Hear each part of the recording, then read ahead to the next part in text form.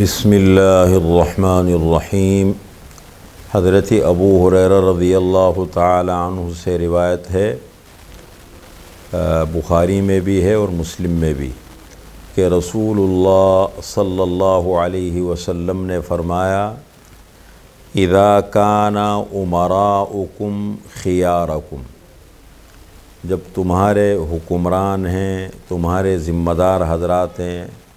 وہ اچھے لوگوں، انصاف کرنے والے، نیک صالح، وَأَغْنِيَاؤُكُمْ سُمَحَاءَكُمْ، اور تمہارے مالدار لوگ، دولت مند لوگ، وہ سخی ہوں، خرچ کرنے والے، غریبوں کی مدد کرنے والے، خیر پر لگانے والے۔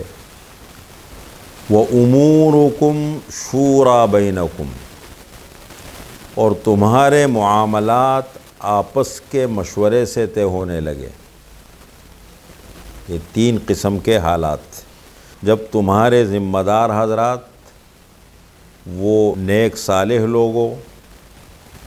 تمہارے مالدار سخی ہوں، اور تمہارے معاملات آپس کے مشورے سے طے ہو، تو فَظَهْرُ الْأَرْضِ خَيْرٌ لَكُم مِّن بَطْنِهَا، زمین کا ظاہر تمہارے لیے زمین کے باطن سے بہتر ہے۔ زمین کے اوپر رہنا تمہارے لیے زمین کے اندر رہنے سے بہتر ہے، یعنی زندگی موت سے اچھی ہے۔ اس کا مطلب زندگی تمہاری بہت اچھی ہے۔ وَإِذَا كَانَ أُمَرَاؤُكُمْ شِرَارَكُمْ، اور جب تمہارے حکمران، تمہارے ذمہ دار حضرات وہ شریر لوگ ہوں، ظالم ہوں،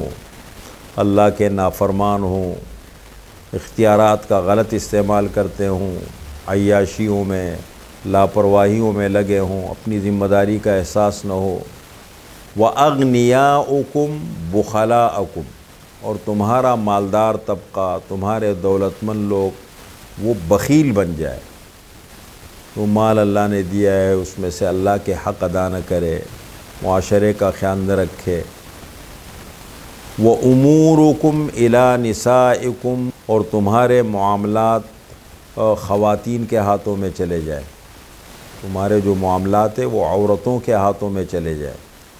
یعنی جن معاملات سے خواتین کا تعلق نہیں ہے وہ معاملات خواتین کے ہاتھوں میں آ جائیں۔ دیکھیں، ایک تو اللہ نے تقسیم رکھی ہے، مرد کا اپنا دائرہ ہے، عورت کا اپنا دائرہ ہے، شوہر کی اپنی ذمہ داری ہے، بیوی کی اپنی ذمہ داری ہے، والد کی اپنی ہے، بیٹی کی اپنی ہے، بھائی کی اپنی ہے، بہن کی اپنی ہے، مردوں کی اپنی ہے، ہر جگہ پر وہ تو اللہ تعالیٰ نے تقسیم رکھی ہے۔ اور ایسا ہے کہ پھر جو مرد حضرات ہیں وہ اپنے کام خواتین کے حوالے کر دے، جیسے ہم آج کل دیکھتے ہیں ہمارے ہاں جو نکاح فارم بنا ہے تو اس میں آخر میں لکھا ہے کیا مرد نے طلاق کا اختیار عورت کو تفویض کیا ہے۔ اب اللہ نے ترتیب یہ رکھی ہے، اور اگر ہم مل کر کے وہ اختیارات عورت کے حوالے کر دیں، اگر کسی نے وہ اختیارات بیوی کے حوالے کر دیے تو وہ تو اختیارات تھے مل گئے، اب جب چاہے وہ اس کو نافذ کر دے، طلاق ہو جائے گی، لیکن سسٹم کے خلاف ہے۔ اس کے لیے اللہ نے نظام یہ رکھا ہے کہ مرد کے پاس اللہ نے طلاق کا اختیار رکھا ہے، اور عورت کے پاس اللہ نے خلع کا وہ رکھا ہے کہ اگر وہ خوش نہیں ہے، وہ نہیں رہنا چاہتی، وہ مظلوم ہے یا کسی بھی حوالے سے، دیکھیں زندگی تو زبردستی نہیں چلتی، اتنا بہتر طریقے سے پھر بھی زندگی سمجھوتے کا نام ہے، لیکن پھر بھی اگر مثال کے طور پر بیوی خوش نہیں ہے، شوہر خوش نہیں ہے، تو اللہ تعالیٰ نے دیکھو طلاق کا بھی راستہ رکھا ہے، نہیں تو عورت خلع کا مطالبہ کرے، اگر اس کا خلع جائز ہے، مطالبہ جائز ہے، مرد کو اس میں بخل نہیں کرنا چاہیے، بڑوں سے مشورہ کر کے دونوں طرف کے جتنے لوگ ان کو بٹھا کر کے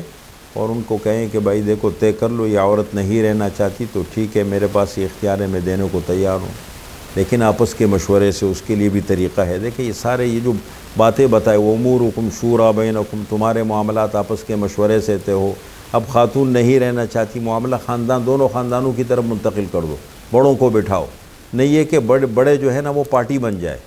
ناجائز کا ساتھ دے یا غلط چیز پر حوصلہ افزائی شروع کر دے،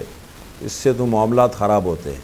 3 چیزیں وہ فرمایا کہ وَإِذَا كَانَ أُمَرَاؤُكُمْ شِرَارَكُمْ، جب تمہارے عمراء شریر لوگ ہو،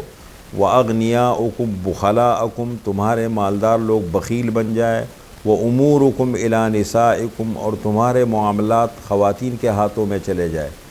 فَبَطْنُ الْأَرْضِ خَيْرٌ لَكُمْ مِنْ ظَهْرِهَا، تو زمین کے اندر رہنا زمین کے اوپر رہنے سے بہتر ہے، یعنی موت پھر زندگی سے اچھی ہے۔ اگر زندگی اچھی نہ ہو، فتنے ہو، انسان کی زندگی سے فتنہ پھیلے،